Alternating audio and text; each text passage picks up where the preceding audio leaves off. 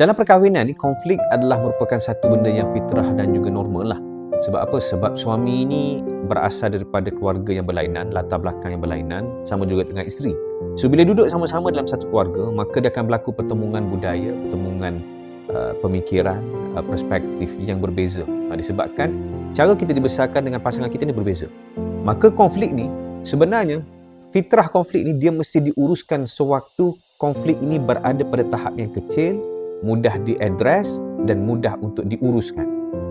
Tetapi apabila konflik ini tidak diuruskan sewaktu ianya kecil, di peringkat awal, apa akan berlaku? Dia akan menjadi satu konflik yang besar. Mungkin kita anggap malas nak fikir, malas nak tengok, kita biarkan. Maka bila kita biarkan, ianya sebenarnya bukan tidak ada. Ianya ada, tetapi keadaan dia sebenarnya semakin lama semakin besar dan terkumpul. Sebab itu, tuan-tuan sekalian, penting konflik ini untuk dibincangkan terus dengan pasangan, diurus terus, diselesaikan terus. Cuma isunya satu. Apa dia? Tak ramai pasangan mahir berbincang. Kenapa saya guna perkataan mahir? Kerana mahir ini adalah satu skills. Ramai orang tahu bila menghadapi konflik dalam rumah tangga ni mesti kita bincang dengan pasangan. Tetapi ramai yang tidak mahir dalam berbincang menyebabkan perbincangan gagal. Menyebabkan perbincangan menambah buruk keadaan. Menyebabkan perbincangan tu menyebabkan makin trauma dengan perbincangan. Maka ramai yang akan mengelak daripada berbincang apabila berdepan dengan situasi yang sepatutnya berbincang untuk selesaikan tapi tidak dibincangkan. Jadi oleh sebab itu tuan sekalian, penting untuk kita perhalusi cara berbincang dengan kemahiran yang betul. Sebab itu terhasilnya buku ini, susahnya nak cakap dengan awak, saya kongsi tips dan strategi praktikal untuk berbincang dengan pasangan. Supaya apa? Supaya anda dapat berbincang dengan cara yang betul.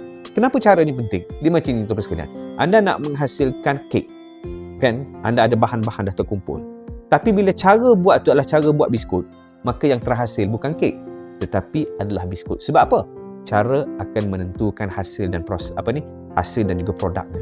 Maka oleh sebab itu, memperhalusi cara berbincang, memperhalusi teknik berbincang, melakukan pendekatan yang betul dan sesuai, maka insya-Allah perbincangan itu akan boleh memberikan impak dan kesan yang positif. Dalam buku ini saya detailkan semuanya, termasuklah contoh hayat, apa persediaan. Bahkan dalam buku ini saya cerita tentang apa?